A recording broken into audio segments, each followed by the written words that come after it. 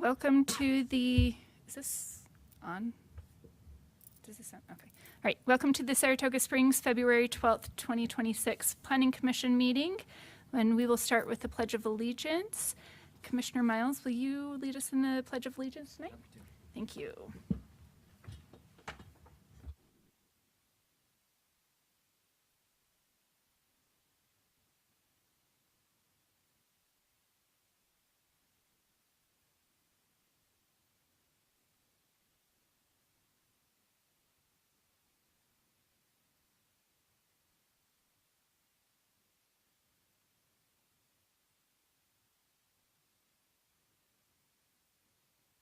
Okay, so we're going to go ahead and start with roll call, and we've got Commissioner Wilden out tonight, so he will be excused, and we've got all other commission members in attendance.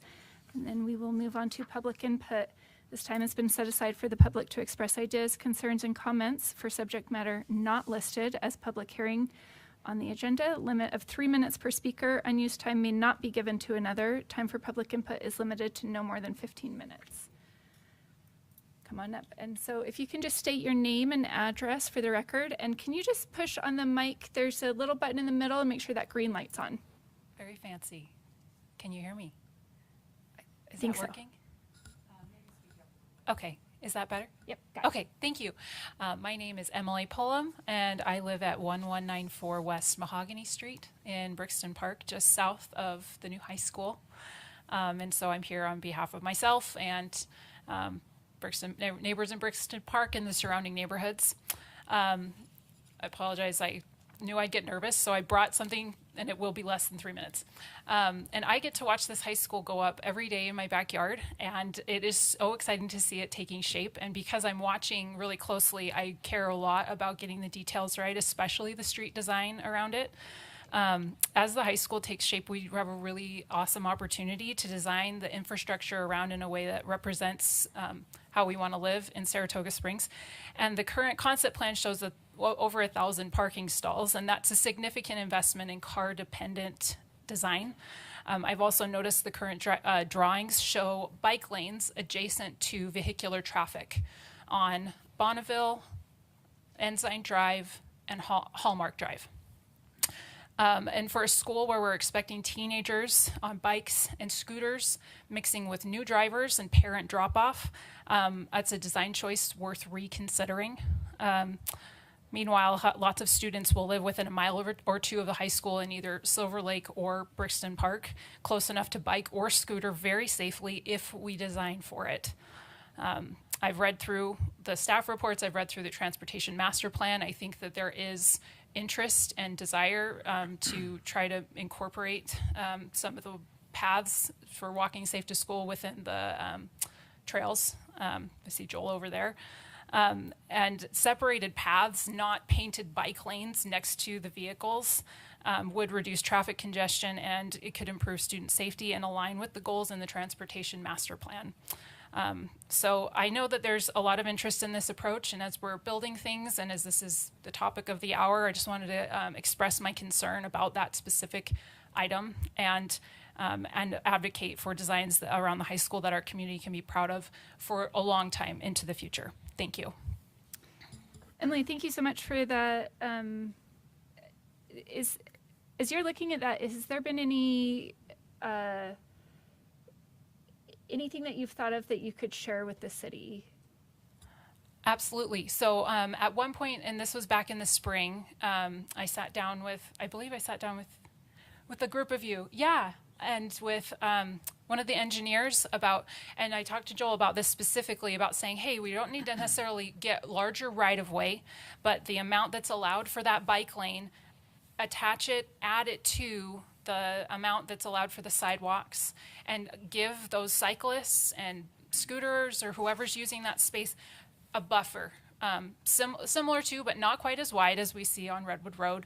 And that was mentioned to me that that's a very possible thing to do, though I don't know in the transportation master plan if we see a road cross-section that looks like that specifically for the size of roads that we're building there, minor and major, some major arterials around the school. Okay. Thank you so much for taking that effort and Yeah. legwork. That's incredibly helpful, and I really like Thank you. just makes everything go better. So Yeah. thank you. Thank you so much. Thank you. Any other public comment tonight? Okay, seeing none, we'll go ahead and close public comment, and we'll move to business item. The commission will discuss without public comment and may either make a recommendation to the city council or approve the following items as needed. We'll start with business item number 1, but before that, we'll go ahead and hear from Commissioner Miles. Thank you, Chair. As publicly stated in the public packet, the owner is the Church of Jesus Christ of Latter-day Saints. That is my current employer, and so just in an effort to prevent any appearance of a conflict of interest, I don't have any direct involvement in this project, but just to avoid any appearance of that, I'm going to go ahead and recuse myself on this item. Okay, thank you, Commissioner Thank you. Miles. And so that is public item number 1, High School 722, preliminary plat and site plan located at approximately northwest corner of Ensign Drive and Mountain View Corridor. Frank Poley of Alpine School District is applicant, and senior planner David Jellin. And if the applicant wants to join, we're happy to have you do that. And if you do want to make any comment, please just state your name and address for the record. Great. Thank you, Chairwoman. Thank you, Council, Commission. As stated, this is a preliminary plat and site plan for Alpine School District, High School number 722, located at the northwest corner of Ensign Drive and Mountain View Corridor. I don't know why my clicker's giving me problems here. It is on, and it was working before. Oh, there we go. Now it's working. Or now it's.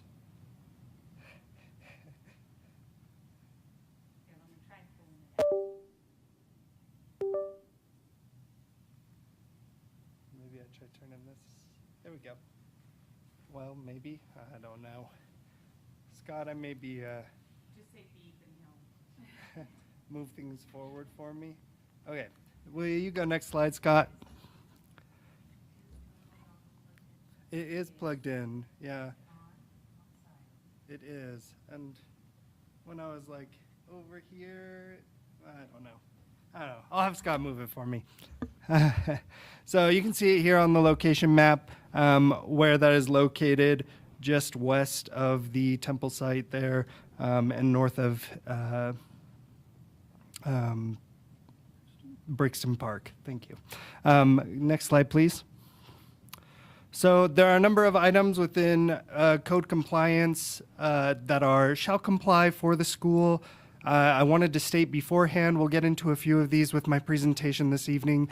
Of note, though, there is a development agreement for this property. The school is still working together with the city to come to agreement on that development agreement. It hasn't been settled yet, and so a lot of those items that shall comply are items that are still being worked out through the development agreement. The plan is to take this together, this preliminary plat and site plan application with the rezone that was previously brought before the Planning Commission, all together at once those items have been worked out. But to keep things moving along, that's why we have the preliminary plat and site plan here this evening for you. Next slide. So here's the preliminary plat. The red line version was included in your packet. I've included a clean version here just so that it gives a picture of what's going on with the site. In total, this is 178 acres almost.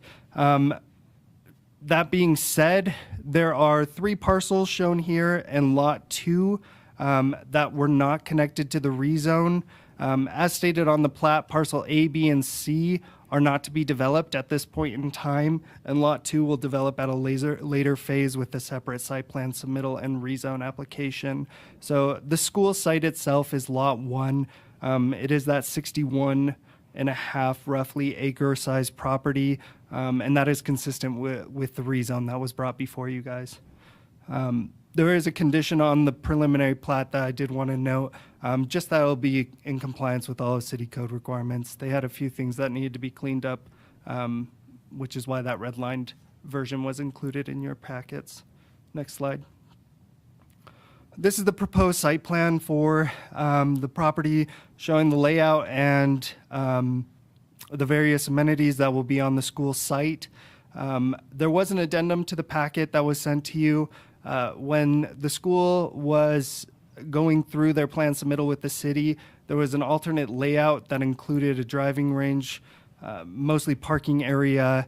They're at kind of the northern portion of the lot between parking lot B and the soccer fields. That was approved with their state permit, and that is the design that they are carrying forward. So I wanted to make sure that you guys got that addendum document showing that alternate site, kind of as shown here with that parking lot in that area. Next slide. So one of the shall comply conditions with this is in our code, the land use authority is the determiner for the parking requirement. Here they have shown just under 1,300 parking stalls. There's a number of criteria as outlined in the staff report that the land use authority is to use in evaluating whether the parking is sufficient for the property. I will note, and I failed to mention it in my staff report, at the state level, there is a requirement for schools that the parking requirement cannot exceed what is consistent with other similar uses. In talking with the school, this is the most parking that they would have at a high school in the district, what they're proposing here. So those 1,300 stalls, and they can correct me on that if I'm wrong, but that is my understanding, is that this would be the most parked school. So next slide. Here's the landscaping plan. Landscaping is one of the things that we cannot regulate as a city. I've provided it here for your reference just so that you have an idea of what that landscaping will look like. Next slide. Similarly with the elevations, we are restricted in how we can evaluate the elevations for a school by the state law. So again, these are included in your packet for reference of what this will look like. Next slide. It is roughly a 390,000 square foot building that they are building as part of this. Next slide. With that, if you guys have any questions, if there are any questions for staff or for the applicant, we will be happy to answer those at this time. Okay, did the applicant want to add anything to the presentation tonight? No. Appreciate David and staff for putting it together. Okay. Any commissioner comment? Commissioner Hale? Thank you, Chair. David, thank you for a complete packet. And as you indicated, we're looking at a preliminary plat and site plan. So we're at the beginning, even though a lot of work has gone into this. A couple of questions that I have, and you mentioned that we're looking at a total plotted of 177.87 acres, and the high school will take up 61.56. Can I ask the applicant, what is the plan for the remainder of that property? Go to the preliminary plat. The remainder of the property belongs to the LDS Church, so we're not the property owner of the Okay, rest so- of it. So I don't know what Okay, their so plan is. Again, we're looking at an area that's 177, but you're purchasing only about 62 acres. Correct. Okay, that answers that for me. Again, understanding that tonight, we're just looking at this preliminary plat and site plan, that the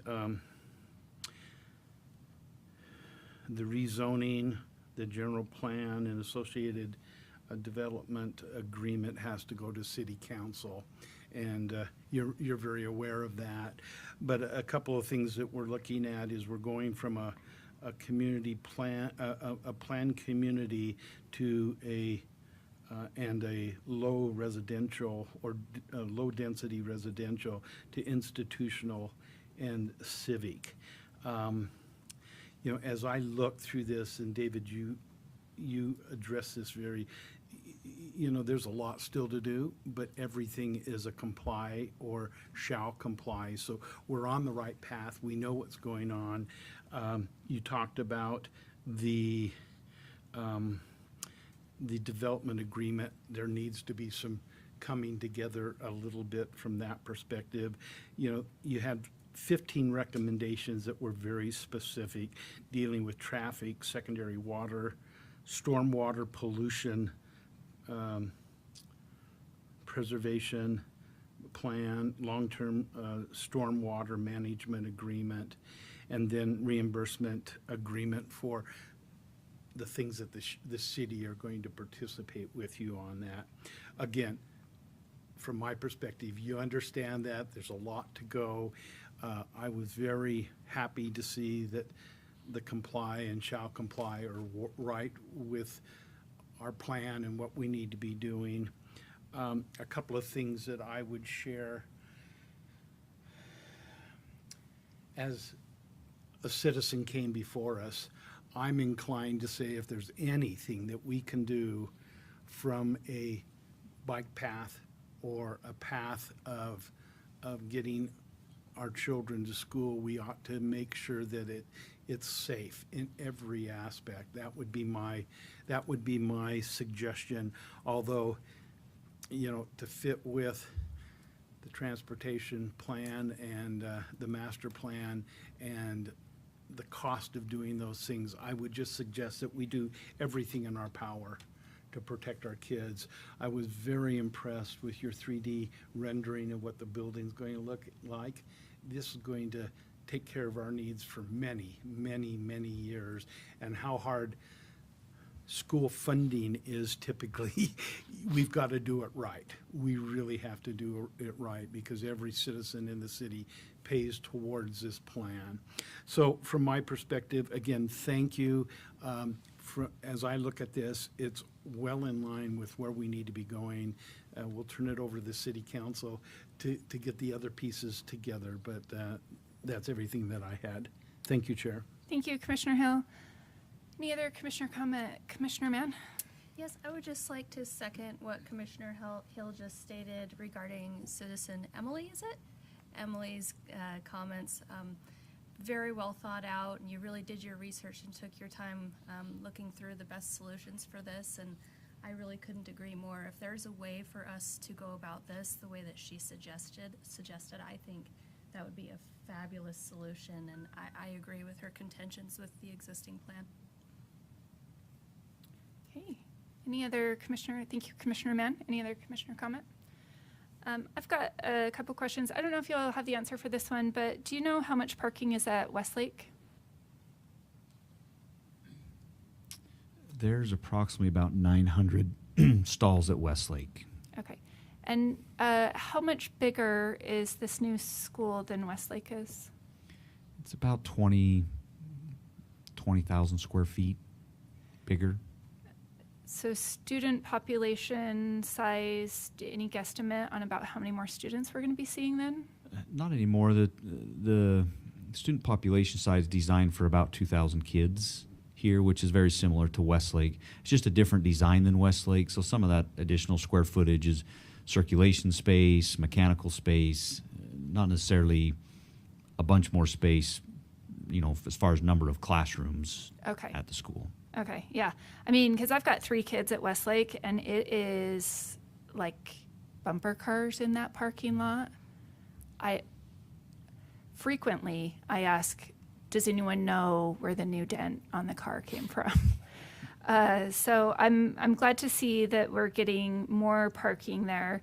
You know, ideally, I would love to have great walking paths, great biking paths, great scooter paths, and hopefully that is part of what we are continuing to work with. I do have a question for David. David, the land that's going to the school is low density. The rest of the land that the church is keeping, is it all low density also, or is it higher density? No, for the most part, it's all low density. It's all part of the, to my knowledge, it is all part of the district area plan area.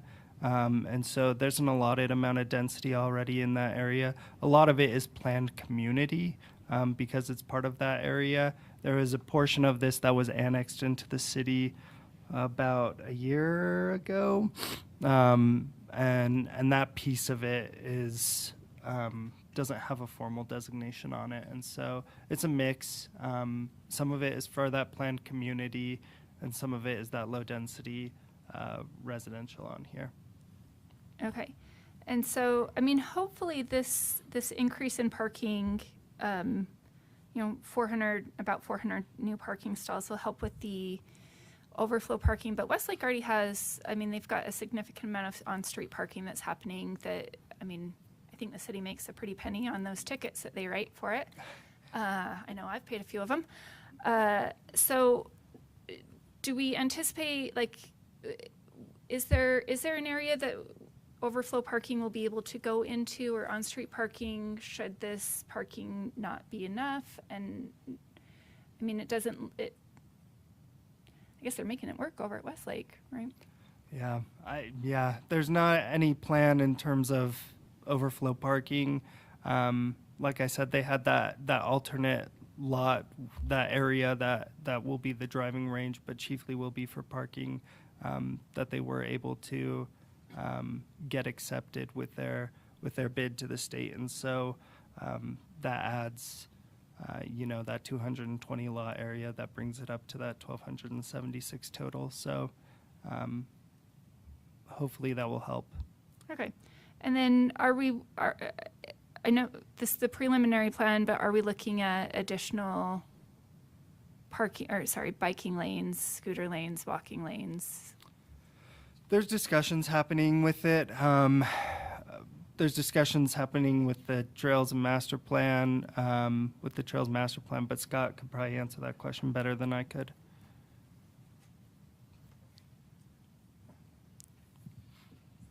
Currently, they would just have to meet the city standards, which are the bike lanes that are going to be alongside of Bonneville and Ensign, which wouldn't be separated, but it's the current city standard unless the applicant chose to do something separate on that. Because the bike lane, or I guess the sidewalks, it's around Westlake are pretty big, right? Like so these will be a lot smaller. The ones along the streets are probably going to be your standard 5 foot, but the interior to the school, I'd say you're probably going to get some larger sidewalks. There's a trail that's going to be running along Mountain View Corridor, so that's going to extend to the school itself. I don't know, there's no designed connection from Mountain View, or from that trail into the schoolyard at this time, other than the along Ensign or Hallmark to get from the trail to the school, but that's just following the standards as well. So there's no plan for the trail to connect from Mountain View to, there's not a really clear trail connecting Mountain View to the new school. Just the streets, trails, the sidewalks on the trails, but the Mountain View is, I was trying to, if you go left on it, it should bring up, yeah. So the trail crossing, it's kind of vague there, but it's on the bottom right-hand corner.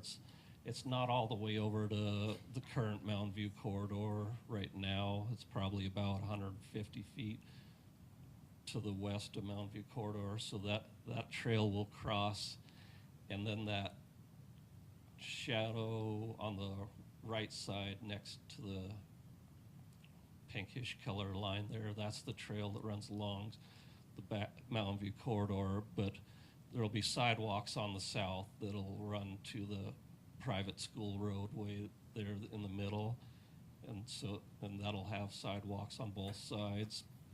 And that there's also the access on the north side of that trail to get to the parking lot B area and the soccer courts there. But there's nothing like in the middle to connect, and it wouldn't be necessary to have one connect there.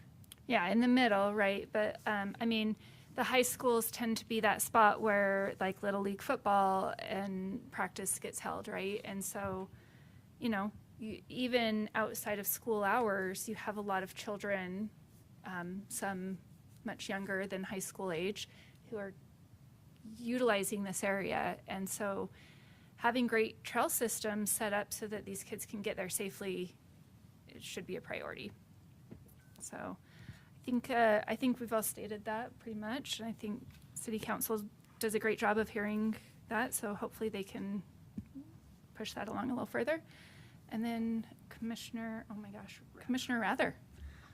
I do have a question. So where does the city's authority end as far as those connections, right? Because the school has some state regulations they comply with, is that right? So we can kind of come to a certain point, is that true?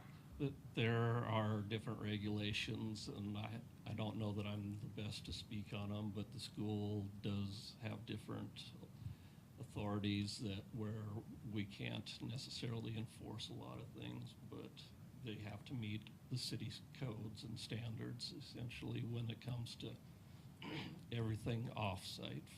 And that's kind of, David might know more on that as well, but it's pretty much meeting our codes and standards for the most part with all of our utilities and streets.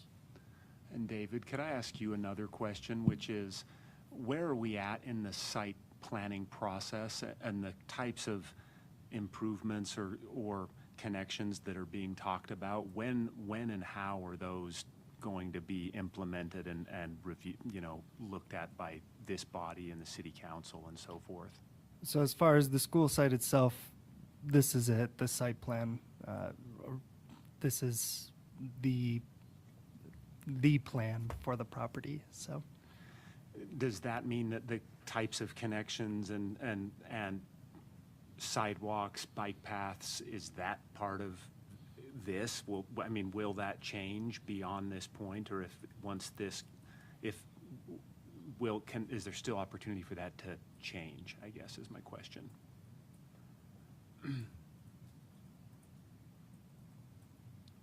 It's probably going to be minimal changes, but there's still some discussion on, it's primarily on the crossing of Ensign that's going on, but other than that, as far as trails, it's probably not going to go beyond much other than that.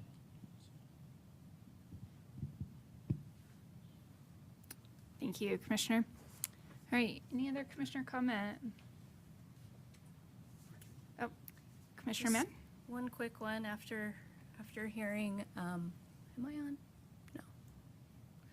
So just after hearing what we've discussed, it sounds like, our hands are tied as a city because we're only holding the school to city standards according to what the standards are for bike lanes and trails, right?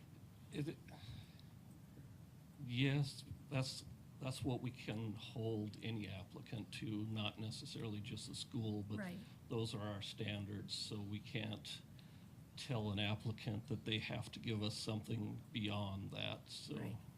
they're welcome to give us something if they want to, but Sure. we just can't require that out of them at this point. So it's my feeling that if our city standards in regards to bike lanes, particularly when we're discussing schools, if those standards are not upholding the highest level of safety for our kids in the city, then our standards are not high enough. It is something that's being worked on. It's not going to happen in time for this project. It's unfortunate, but it is something I know that's being worked on in the background, not necessarily through me, but there is proposals and stuff, conversations that are coming in probably near future that are going to discuss that, but it's unfortunate that it's just can't happen in time for the project. Okay, well, I would just compel the applicant to please consider our concerns for our students. We have, I'm sorry to say this, we have some terrible drivers in Saratoga Springs, and the giggles will tell you that I'm telling you the truth. And we've had children hit and killed by cars here more times than I can count. And it's really a serious concern. And I hope that you'll consider, you know, the suggestions of Emily and our commissioners up here. Thank you, Commissioner Mann. Any other commissioner comment? Okay, and I would just say, so for the most part, the trails that I'm thinking about and concerned about are not necessarily on the property, right? They're the trails that would access the property, which wouldn't be the applicant's responsibility, but as a city, I think what Commissioner Mann said is really speaks really loud and clear for what I would say as well. So, yeah. Okay. All right. Seeing no other commissioner comment, we'll go ahead and entertain a motion. I'd like to move that the Planning Commission forward a recommendation for approval of the requested preliminary plat and site plan for Alpine School District High School 722, located at the northwest corner of Ensign Drive in Mountain View Quarter, with the findings and conditions in the staff report. Thank you, Commissioner Hill. Do we have a second on this motion? I'll second. Thank you, Commissioner Mann. Any questions on this motion? Hearing none, we'll go ahead and vote. All in favor say aye. Aye. Any opposed? All right, that passes. Thank you, Commission. Thank you. All right, and we'll go ahead and invite Commissioner Miles back. And while we're inviting him back, we'll go ahead and move on to our second business item, the approval of minutes from January 29, 2026.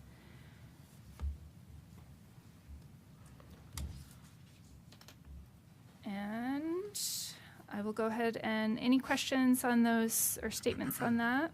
Commissioner comment on that? Okay, I'll go ahead and entertain a motion on the approval of minutes.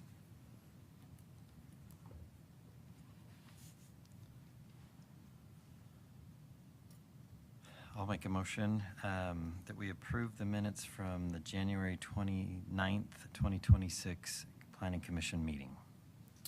Thank you, Commissioner Miles. And do we have a second on that motion? Second. Thank you, Commissioner Hill. Any questions? Hearing none, we'll go ahead and vote. All in favor say aye. Aye. Aye. Any opposed? Okay, and that passes as well.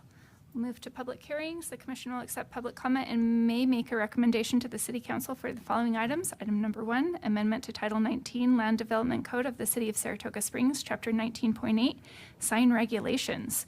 Citywide, city-initiated, planner Sam Stout, and Code Compliance Inspector Manny Monroy. Never heard of him. I think that item may have been pulled. Yeah, that item is to be tabled this evening. Oh, Yeah. okay. So we'll go ahead. Do we need to vote to table it? I think you should open up the public hearing and then Yeah, make a that motion. sounds like a great idea. So we'll go ahead and open for public hearing on that. Okay, seeing none, we'll close public hearing and then we'll go ahead and entertain a motion.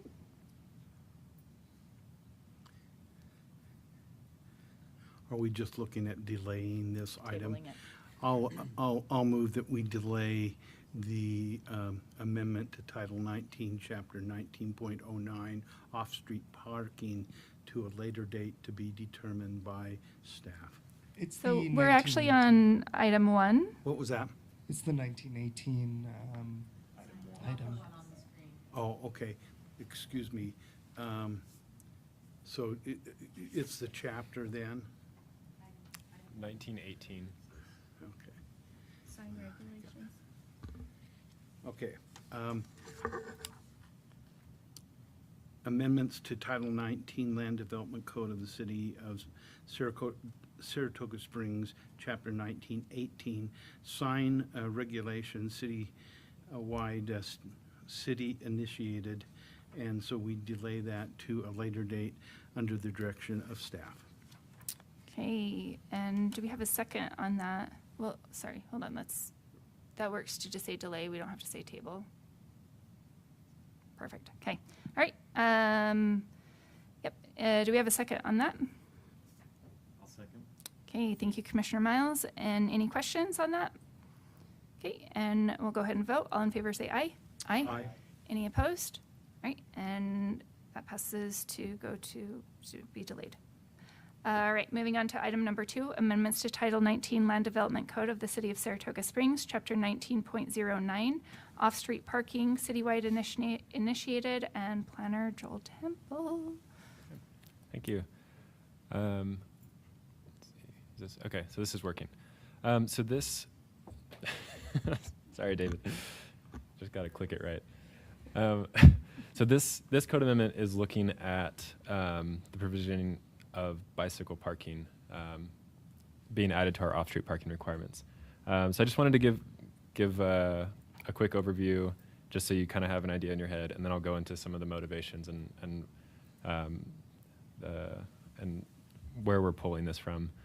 So it's roughly, most studies find that about 1 to 5% of mode share or travel is done by bicycle. And so we're basically just taking our standard parking requirements and saying if 1 to 5% of those are on a bike instead of a car, let's use that number.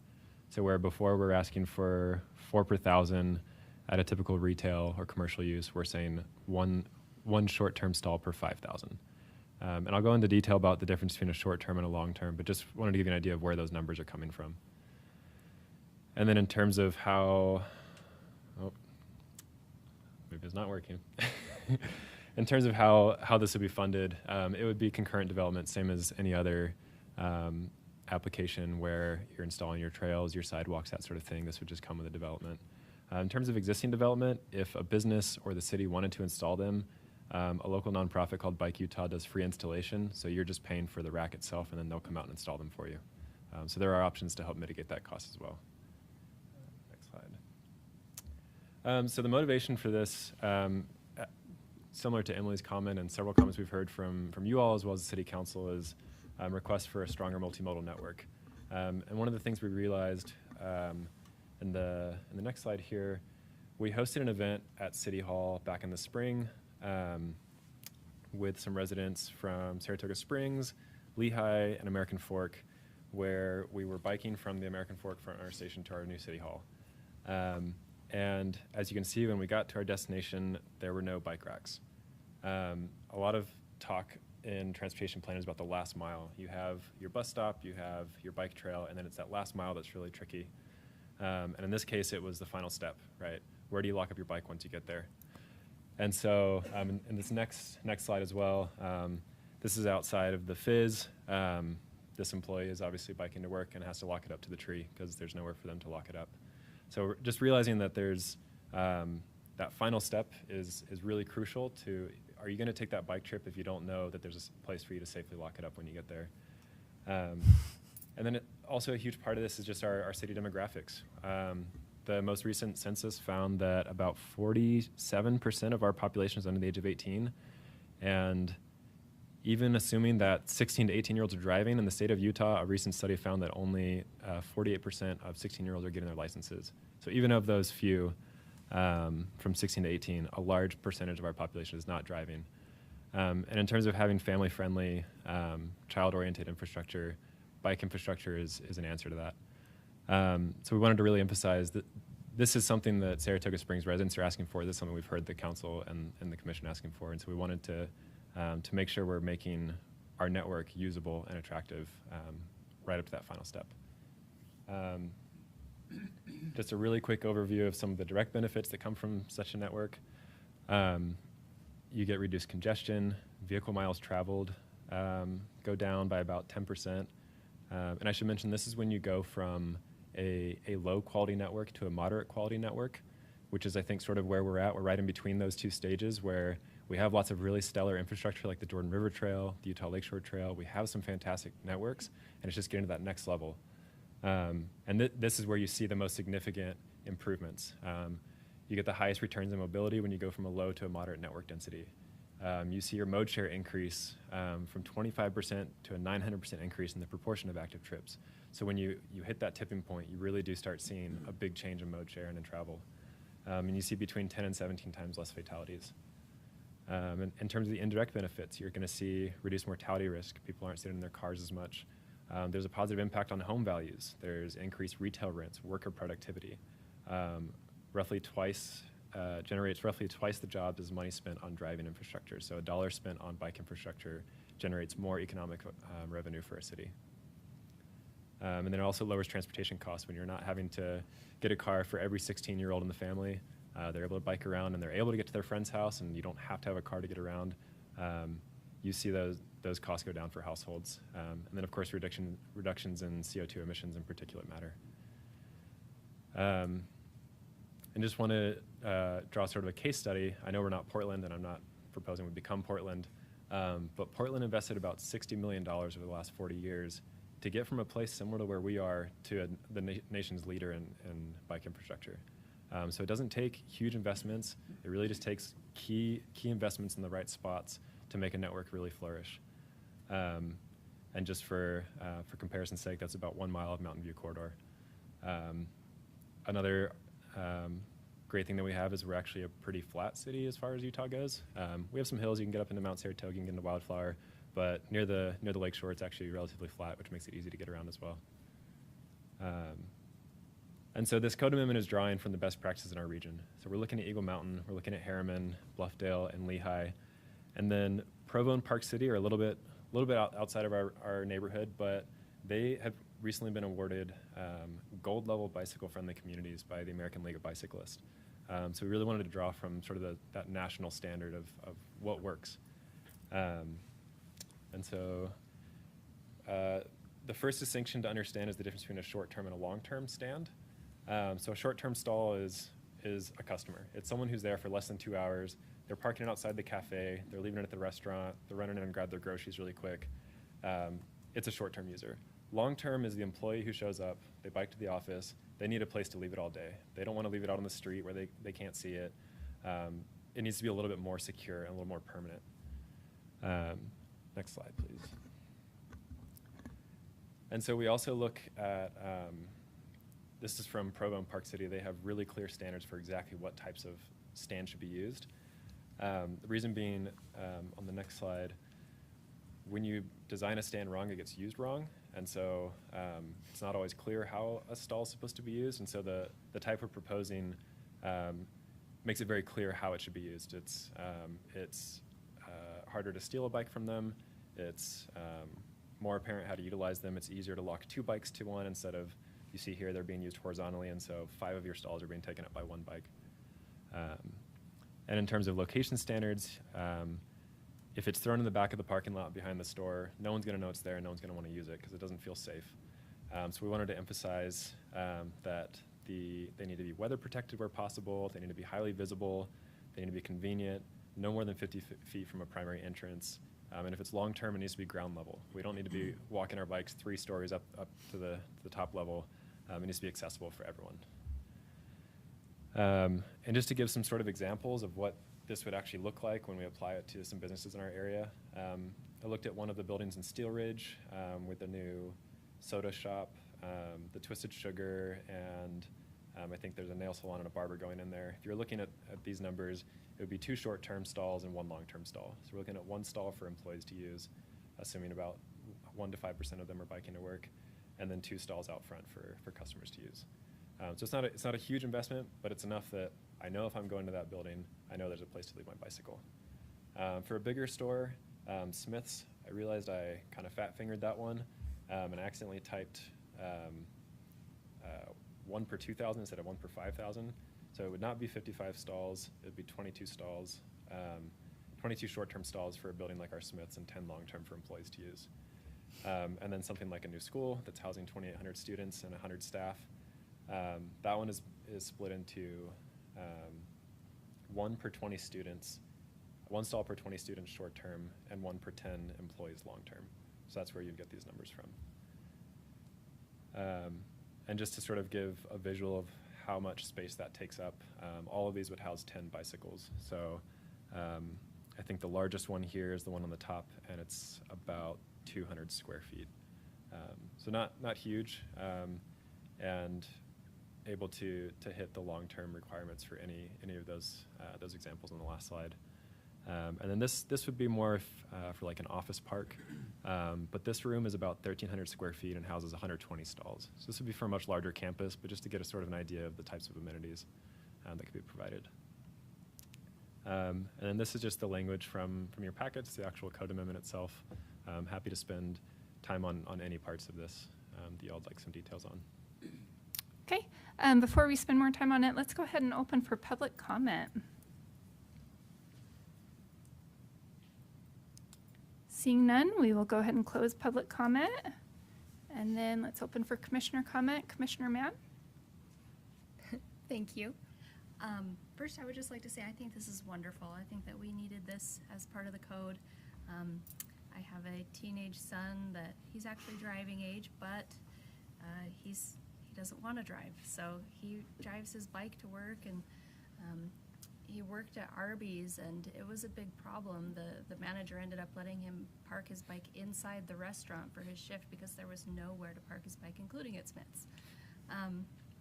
My second thought is that I wonder if perhaps the requirement might be too high for a grocery store, just because like he wanted to be able to go to Smith's, but he's like, I'm not going to carry my groceries home on my bike, and it seems like 22 stalls at the grocery store might be excessive. Yeah, that's certainly something that we can look at reducing. Yeah. Okay, that's all for me. All right, and Commissioner Rather? Yeah, I just want to second that. I think it's a great step as far as kind of building the trail and bike network. Like you said, I think when there's those little gaps, it makes it really hard. Like if I'm her son, like I might not take my bike, right? Because those kind of things make it really hard. So I think it's great, and I ride my bike a lot, and my family does. So I think it's awesome. I was going to ask about, does it alter the vehicular parking in any way? Like, can you get parking reductions or anything like that? Other cities typically allow for parking reductions. I know parking is something that the council feels very strongly about in our city, so we didn't add any language like that. It's certainly something we could bring another draft of at a later date. I think that the typical standard I've seen is for every 6 stalls of bicycle parking provided, 1 vehicle stall can be removed. And for every 1 long-term stall provided, 1 vehicle stall could be removed. So to sort of incentivize, if you're not having all of your employees have to drive to work, then you're able to reduce that parking. And that might make sense it might make sense here at some point, and I know it probably makes sense in some more urban areas where you get those kind of reductions. Maybe it's not as applicable here. It might, yeah, anyways. Okay. Yeah, thank you. I think it's great. Commissioner Hill? Joel, thank you. Very in-depth, lots of information. I'm one of those that from the Northwest, from Portland area. I grew up in the Portland area and grew up with this focus on walking and riding bikes. It's probably 10 years ago, they now have just a bike bridge over the Willamette River, which is a large river for pedestrians and for bikes, to take that off the bridges that were really scary to be walking and riding. So the time, effort, and money that we put in, I think is well worth us updating our plan on that. Secondarily, I've shared my thoughts on this quite a bit with the lack of the Utah Transit Authority providing buses in our community. If we don't do a good job of having walk pathways and bicycle pathways, we will have our kids going into cars and adding to the congestion. And that's not going to be something that's going to be addressed soon, I don't think. And so as a city, we have control, and updating our chapter 19 in this area, we know that things coming forward are going to be at a higher level, a more safe level. So thank you. Thank you, Chair. Commissioner Miles? Thank you, Commissioner Hill. Thank you, Joel, and thank you, fellow commissioners. I think the presentation was very clear and very helpful.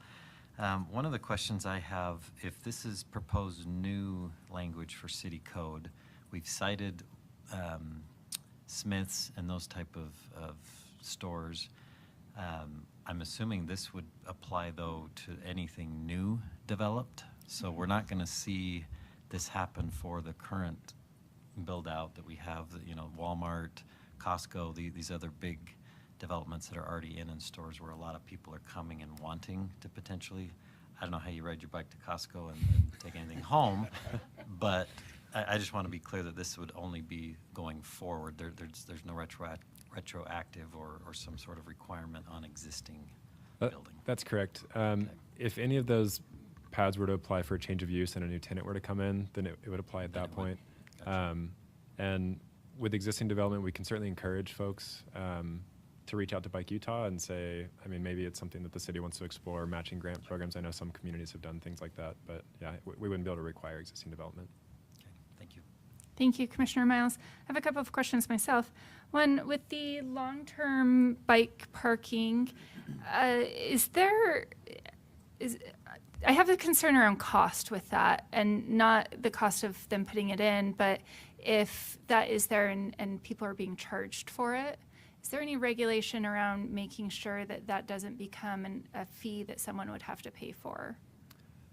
There's nothing that we're requiring. The way I've typically seen this applied is as sort of an amenity. It's an offering to encourage people to leave their car, and then you're allowing more customer parking that you're not having to provide for employees. So I've never personally seen a workplace try to charge employees for that sort of thing, but we don't have language that would restrict it one way or the Okay. other.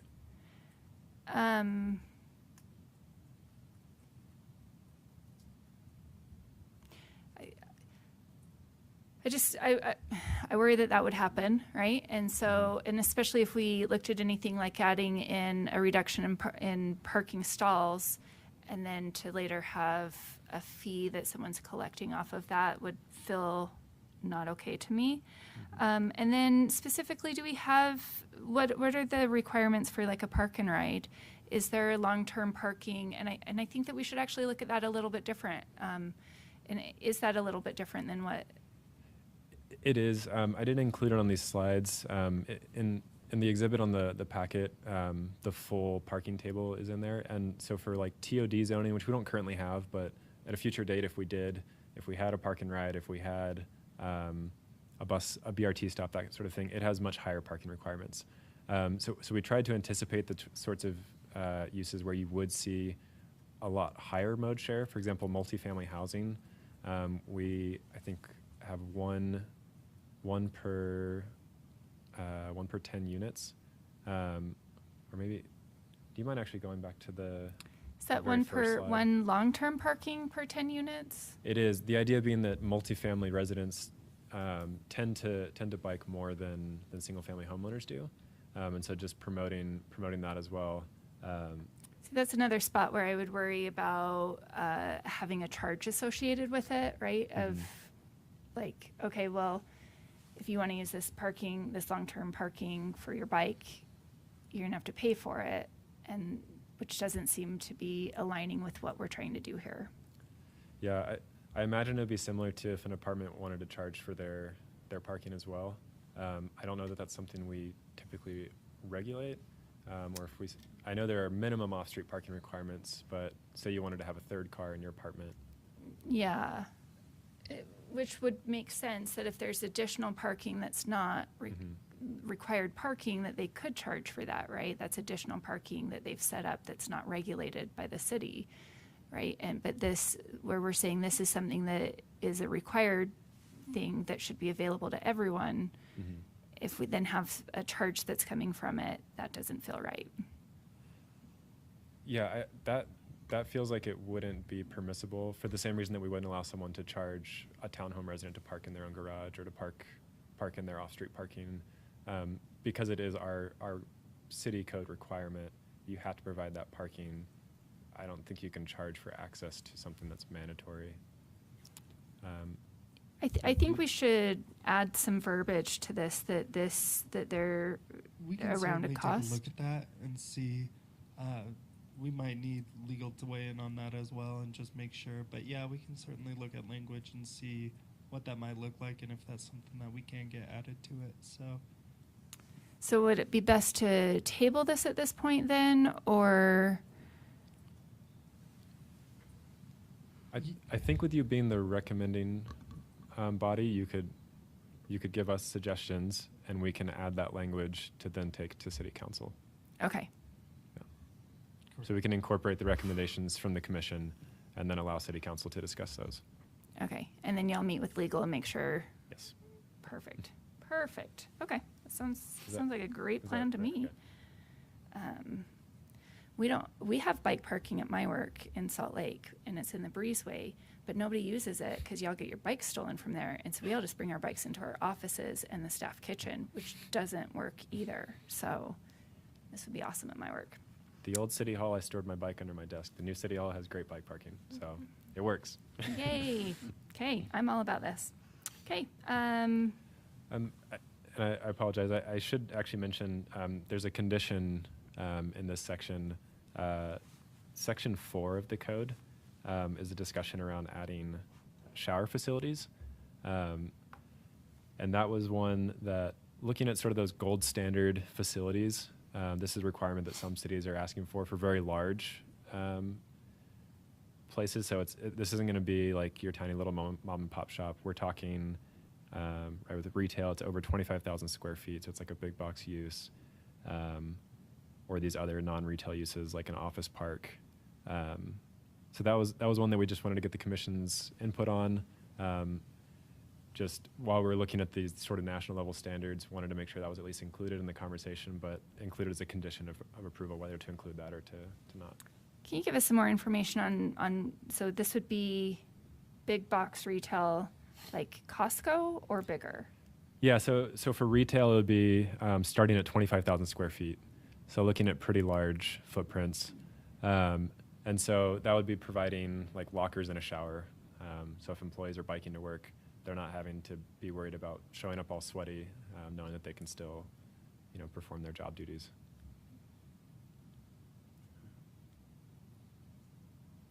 I'll go ahead and weigh in first on that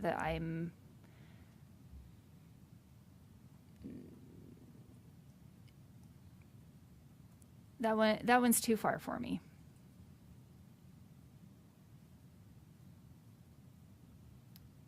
Any other commission members want to weigh in on that? Is this a national trend, or? You tend to see it in larger cities. I believe this was this specific language is from Seattle, but I think I want to say Park City has some kind of similar language as well. So it's not unheard of in smaller places, but it definitely tends to be in more metropolitan areas. Have we floated this with entertainment, art, recreation, industrial, retail within our area? Have we gotten any feedback on this type of requirement? Like from business owners? Or Mm-hmm. We haven't, no. Yeah, I would agree with the chair that it just seems a little maybe premature unless we see a real need for it. And I don't know, putting these kinds of requirements on new buildings could slow down the growth a bit. But I would suggest that maybe requirement 4, we recommend that it not be implemented until we have more empirical data from those that would be required to do that. Thank you.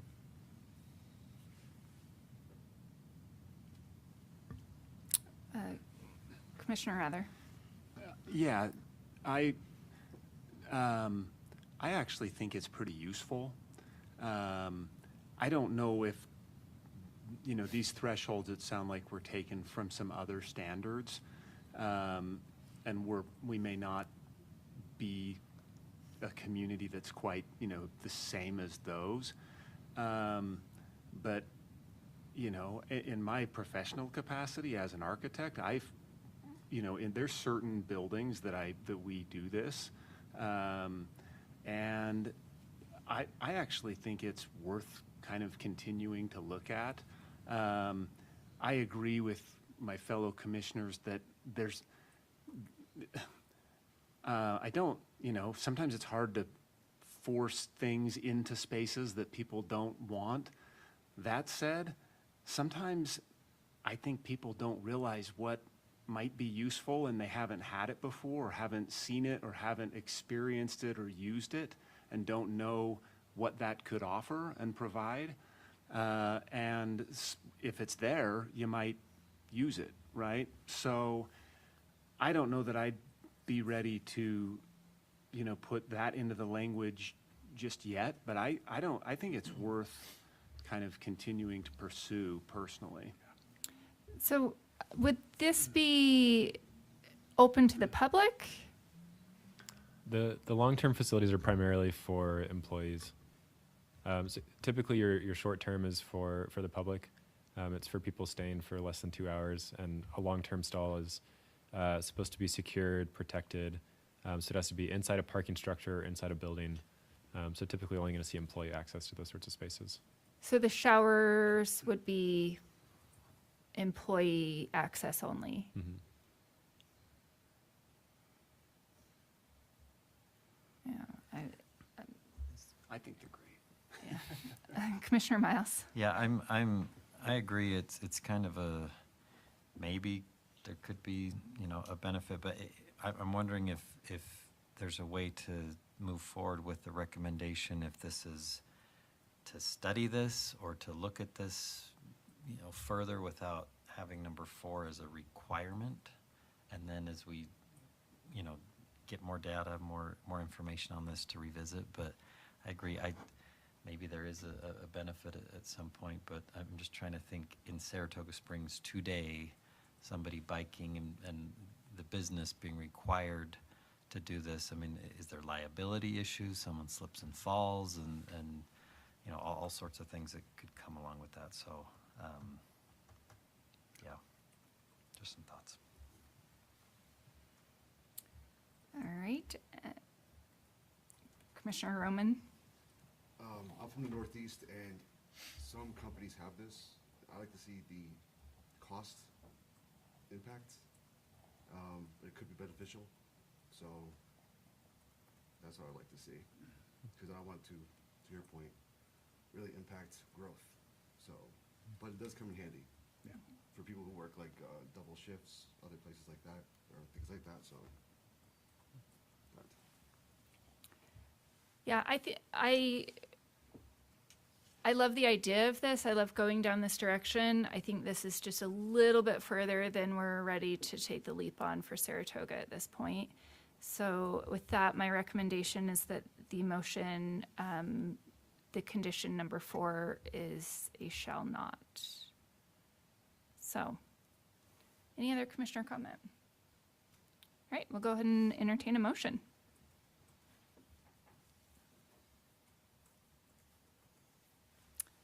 Some of you OGs have got to get in. Let's go. I'll go ahead. I move that the Planning Commission forward a recommendation for approval with the exception of requirement 4 of the proposed code amendment to Chapter 1909 with the findings and conditions in the staff report.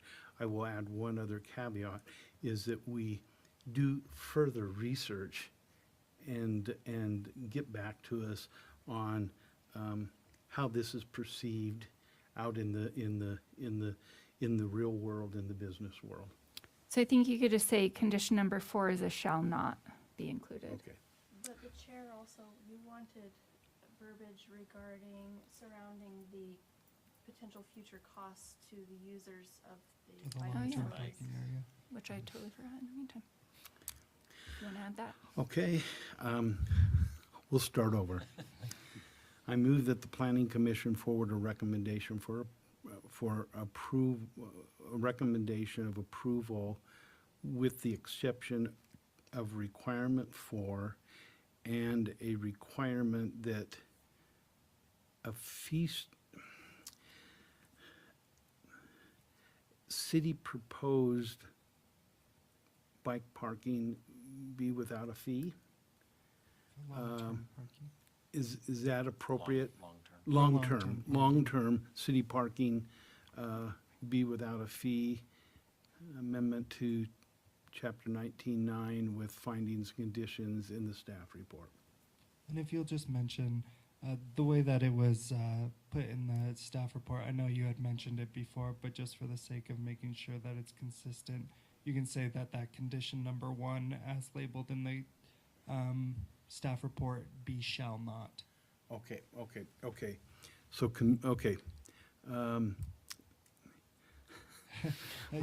we'll add, because this will be the third time, section 19.9.11 for shall not be included. Perfect. Okay. Thank you. Thank you. Sorry. Okay. All right. Thank you, Commissioner Hill. That was a hard one. And any second on this motion? Thank you, Commissioner Mann. And any questions on the motion? Hearing none, we'll now vote. All in favor say aye. Aye. Aye. Any opposed? All right, and this one passes. Yay for bikes. All right, public hearings number 3, amendments to Title 19 Land Development Code of the City of Saratoga Springs, Chapter 19.08, home occupations, citywide initiated, and Planner Joel is going to get us on this one again. Okay. So this came about because we received a couple of applications for home occupation businesses from folks living in townhomes and apartments. And the way our code is currently written, a Class 1 low-impact home occupation, as you see here, is anything that has less than two people visiting per day and doesn't have any on-premise employees. And those are allowed in any type of home: a single-family home, a townhome, or an apartment. Whereas a Class 2 or Class 3, which had more than 2 or had an on-premise employee or things like that, or was the office for a construction, landscaping, delivery type business, those were only allowed in single-family homes. And so we realized that we were seeing this kind of inequitable, this issue where, say somebody wants to have a townhome nail salon, and they have 3 customers stop by on a Saturday afternoon, we would have to reject it on the grounds that it's in a townhome. Even though they could be visiting 3 hours apart, they park in the driveway, no other types of problems. On the grounds that it is not a single family home, we would have to deny those types of applications. Similarly, if somebody was a business owner and they parked their commercial vehicle at the home, they were now dispatching a construction vehicle from the house. But say you're just a tradesperson who has your own work truck and park it in the driveway, that would have been allowed, but as soon as it's your business, it would no longer be allowed under code. And so we wanted to instead bring the proposal that we remove the language around the type of home being the restriction and instead tighten up the standards that are applicable to all home occupations. So that includes the parking regulations, where employees have to park, that sort of thing, and making sure that the negative impacts of a business are what we're actually restricting and not regulating whether or not you're allowed to have a business if you live in a home or a townhome. So some of the major changes in Section 1, just getting rid of the line about single-family homes, allowing all types of home occupations in any type of home. Employees must park in off-street parking, and that home occupations have to provide adequate off-street parking. And then any commercial vehicles have to be parked off-street. So you can't park your work truck on the street. You can park it in the garage, you can park it in the driveway, but it has to be off-street. And then any commercial equipment, so if that's a bobcat, a trailer, what have you, that needs to be screened in the same way that we already required.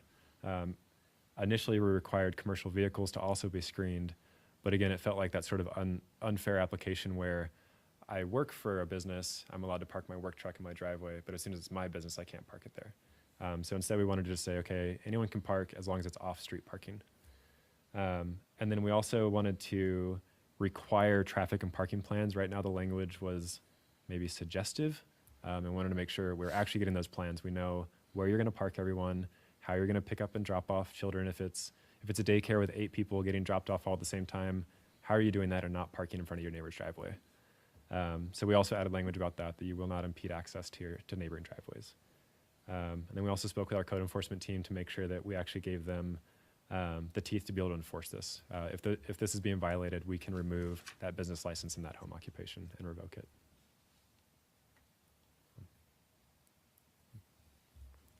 I have some questions on this. So is there any, so if a home, once we grant the home occupation license, is there ever a time where we go back and say, okay, you're still meeting our standards, or? So every year they have to renew their business license, and we ensure that they still have all the necessary licensing and they haven't expanded the home occupation to be larger than what was initially approved. So for example, if a daycare was approved for eight students and now they're having 12 or 15, we require them to come back and fill out a new application, and it has to be reapproved.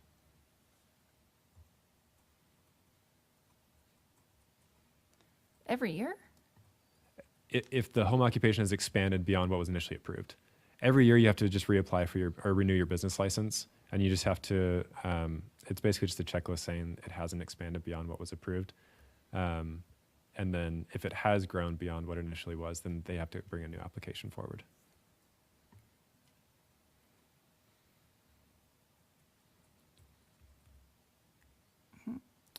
So, all right, let's open for commissioner comment, and maybe my brain will work. Sorry, what? Oh, yeah, public hearing, actually. Let's open for public hearing.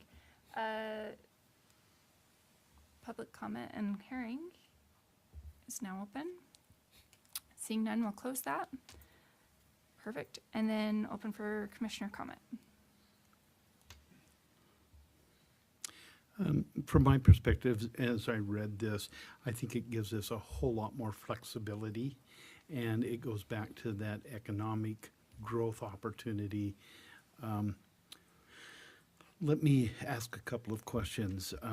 If you have a home business where you are a service provider and you're working out of your home, my understanding is that your service vehicle has to be parked on your property. Is that correct? That's correct. Okay.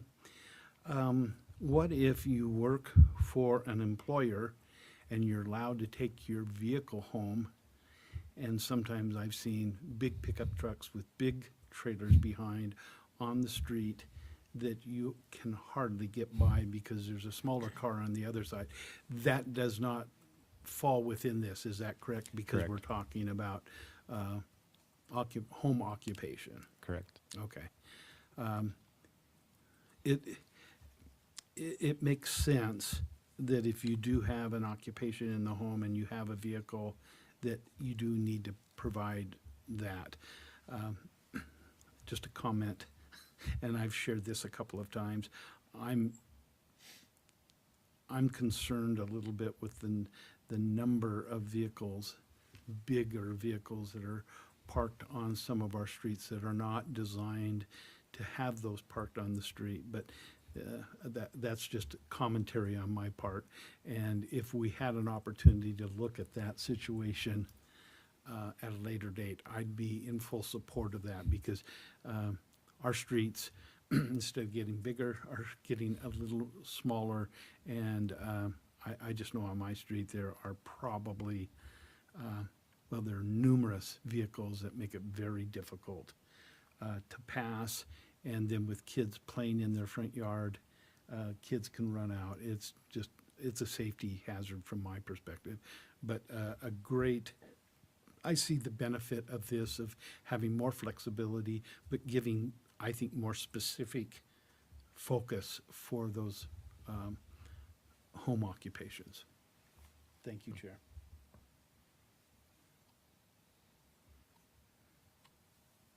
I just wanted to provide a point of clarity as well.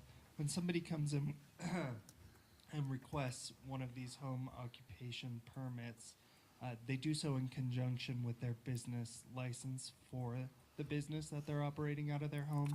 And what Joel was explaining was that it's their business license that needs to be renewed on a year-to-year basis, not necessarily their home occupation permit. And so if the business is changed or expanded, as Joel stated, then at that point in time that they would have to come back with a new home occupation permit, but it's the business license that they're renewing on a year-by-year basis. Go ahead, Commissioner. What does the approval process look like? You mentioned providing a parking plan. I think that is really important. And so what does that process look like? Who reviews and approves those plans? Yeah, so it depends on the class. Class 1 and 2 are handled administratively. So when a business license comes to us, we get information on what they're doing, and they say, I'm hosting a daycare with 4 students per day in my home. And at that stage, we say, okay, this needs a home occupation application as well. Please submit these materials. So at this point, we would ask for a pickup drop-off plan. We would ask for a floor plan of the home to show what part of the home is being used for the home occupation. We'd ask for any relevant licensure, showing that they're licensed from the state to run a child care facility. And then we'd review that, and it's reviewed by Sarah, by the planning director, to ensure it's meeting all of our code requirements. For a class 3 home occupation, that's anything that is, I believe, above 16 to 40 clients a day. So these are pretty high impact home occupations. Those actually come to you all as the approving body. And they would require all the same materials as well. Okay. Any other commissioner comment? Commissioner Miles? I just have one. This may not apply to this per se, but I've wondered with a lot of the new development, including around this area with parking near stop signs and adjacent to fire hydrants, it's not painted red anymore. Is that a new thing? Is that just we haven't gotten to that? Because I've noticed people are parking all the way up almost to the stop sign now and in front of the fire hydrants, but I never see even next door to the police station area, it's not even painted. Red painted curbs are not a practice that the city generally has. It's a maintenance issue, so we've gone to no parking signs more than we rely on painting. You can move a sign easily. You can sandblast paint, but it's easier to make the adjustments with signage. So that's not a code, you have to have some sort of marking or indication? No, Okay. it's not in the code. Okay. But the signs make it as enforceable as if it were painted, correct? Correct. That's the big thing, is making it enforceable with PD. Go ahead.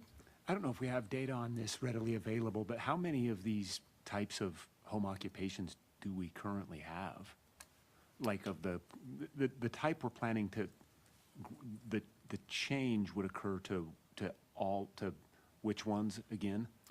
It would allow any type of home occupation to be in any type of home, so long as they meet all of these standards. So they would still need to provide off-street parking, even if it's in a townhome or apartment. How many home occupations do we have in the city? Do we? I would, I'm not the only one that reviews them, but I would say I've probably looked at about 20 in the past year. That required a full application. We get a lot of like home offices, and those are just approved. But I would say class 2 home occupations, somewhere in 10 to 20 range, and probably had to deny 4 or 5 of them because of this requirement. Chair, one other question. Joel, what's the difference and I think I've answered it, or I asked the question, the difference of working from home in your own office as compared to you being a home occupation, you'd need a business license for that address. Is that correct? Yeah, so in theory, if you're a W-2 employee and you're not the owner of the business, then it's no different from just hopping online and playing games all day. But once you're collecting taxes and you're conducting business yourself, some companies hire people as independent contractors instead, and they would also typically need a business license. Thank you. Okay. can I make a clarification on the no parking in front of hydrants?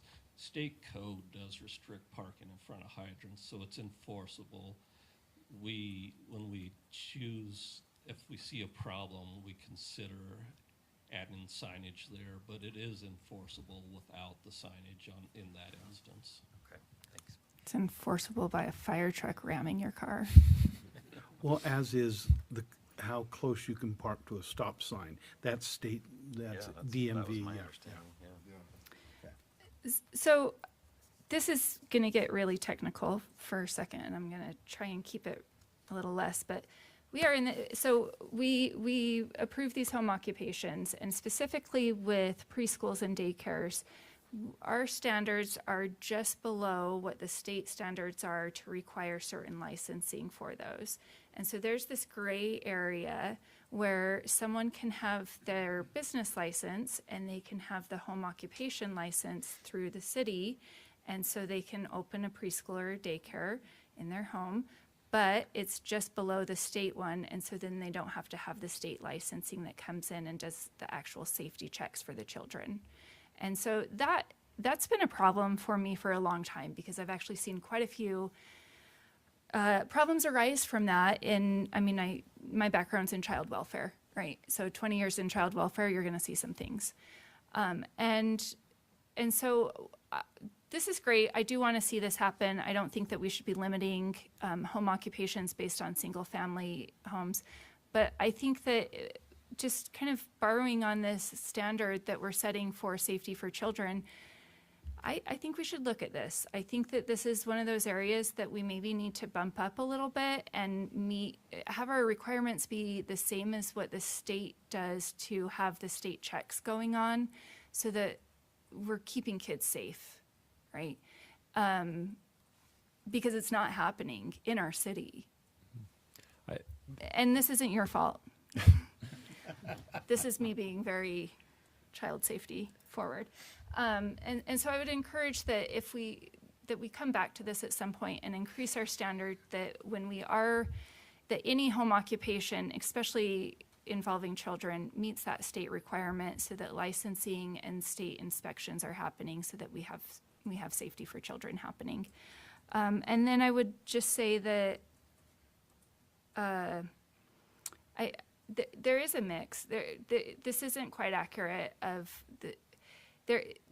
People are slipping through on these business. If you have your business license, that whatever's happened, like these home occupations, especially involving children, we don't have enough eyes on that. And when we allow it to be opened without having a state putting eyes on it, this is a problem.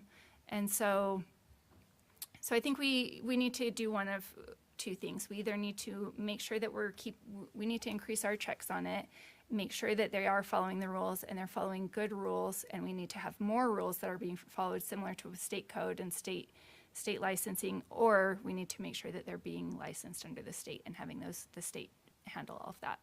So all of this is great, and I do think we need to improve. I'm all for moving this along, but I think we do need to also come back to this and look at what we can do in that area. And if I may speak to that, I really appreciate that input. I learned about that sort of gray area myself earlier this year when we had a couple of daycare applications come to us.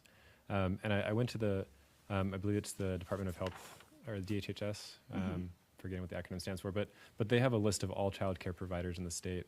And I did go through and I matched them to our approved home occupations, and I found all but one of them do have the higher tier of the licensing. We typically push pretty strongly asking for that. And the state, at least the way it's currently written, doesn't allow us to require the other because of the way our home occupation code is written. We can definitely look at seeing if there are ways that we can rewrite it where we could require that higher standard. But I know, at least in our city, there's only one child care provider right now. At least it's licensed and approved as a home occupation that's using that type of license. Okay. There may be others out there that we don't know about, that we haven't gotten applications, and that's, Ooh. yeah. But that's what the state has on their registry, and that matches our approved home occupations. Great. So, yeah. And if there's any information otherwise, we would also love that as well. Our code enforcement team would love to know. Okay. All right. Perfect. Yeah. Glad to hear that. That's actually, I love to hear that, because that is what we want, right? We want kids to be safe, and Absolutely. we want to have that licensing coming in. Okay. Thanks. Perfect. All right, and Commissioner Roman. Is there a baseline for the traffic increase? Because I know it says like keep it minimal. What's minimal? Like, and how do you gauge it from that point? Because neighborhoods, smaller streets. So is there a baseline for that, or how's that worked out? So we're not typically asking for like a professional traffic engineer's plan with these. They tend to be on a small enough scale that you can kind of look at it and get a feel for if it's going to be an undue increase. So we do look at things like, okay, you're at the end of the cul-de-sac and you're sending 40 cars a day down to the end of the road. That might be more than minimal. So we are trying to look at those things. I wouldn't say we have any defined standards for what a minimal versus non-minimal impact is. But yeah. But with that said, they do have limits on the amount of clientele or students that are per the application. So if fluid, it's, though. That's the thing that I'm concerned about. Is what? It's fluid. Like they can be like today we have this many people. This is this people. Unless you're like Miss Cleo, you can see the future. The class does lock them into the amount that they're allowed to have per day. So if you were a class 2 approved home occupation, you can have up to 8, I believe it's 8 clients at a time and 16 per day.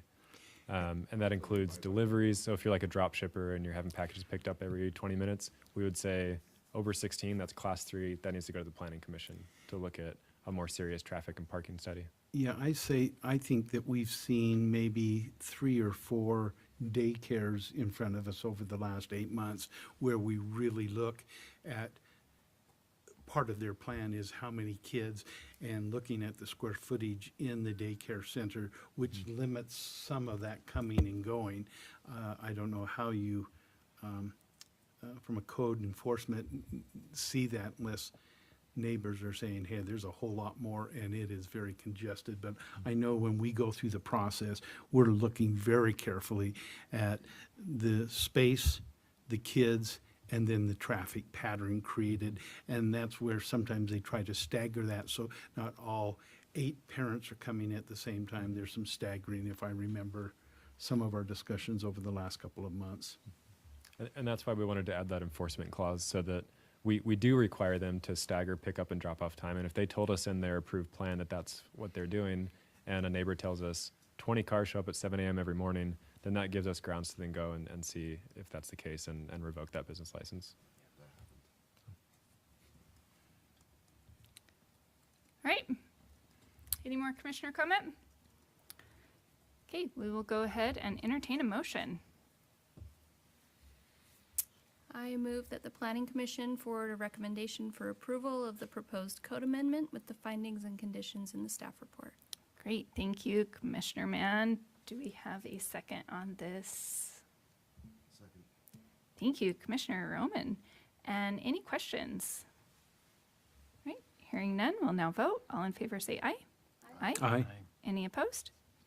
And that passes. Awesome. Okay, and we'll go into commissioner comments and reports. I will not be here for the next meeting. Very much wish I would be instead of doing what I'm doing, but I won't be, so y'all need to prepare to run it. Okay, any other commissioner comment? Okay, seeing none, can we get a director's report? Yeah, I know typically Sarah gives you a report of what happened at council. I don't have that information right in front of me, and I apologize for that. We can make sure that we bring that forward to you at your next meeting. Oh wait, Annalisa is going to pull it up here. Perfect. That's okay, we can look it up ourselves if we haven't been following it. That's on us. All right. Oh, yes, there was approval of the site plan for 2429 Stagecoach Drive. That was the one where they had the connection that was to the north that they were asking for an exception for, as well as the shared parking. I believe that the council carried the same recommendation that was made here at the Planning Commission, that that connection was not needed and that that shared parking would be allowed. And then, yeah, that wasn't brought here. I don't think there was anything else on that one that you guys had previously seen as part of your agenda. So I think that was the only one. Okay.